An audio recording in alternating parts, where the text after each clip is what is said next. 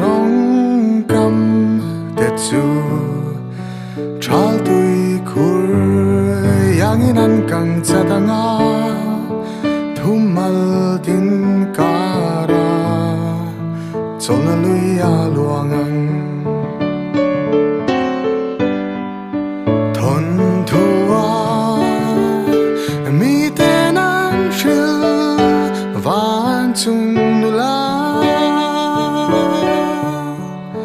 van changa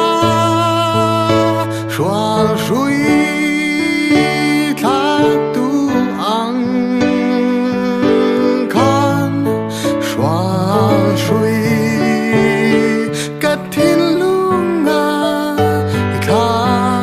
kem ni ilal ramma min shwai ro van chung nula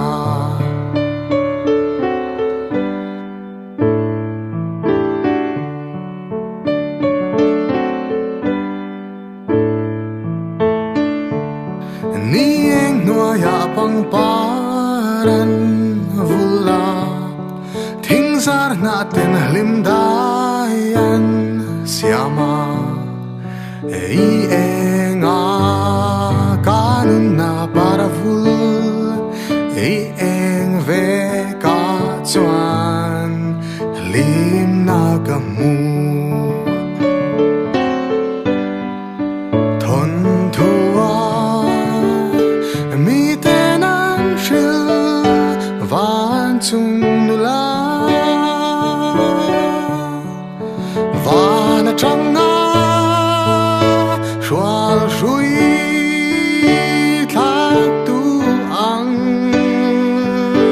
khan shwal shui katin lunga ikha kem ni ilal ramma min shwai ro van chung nula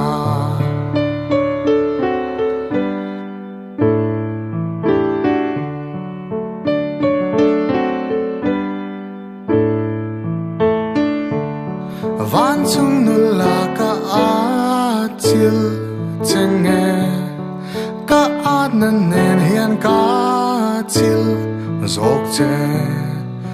suang tua na rama chuang chua par ka thia fo che sin van chung nula thon thua mi tenan shil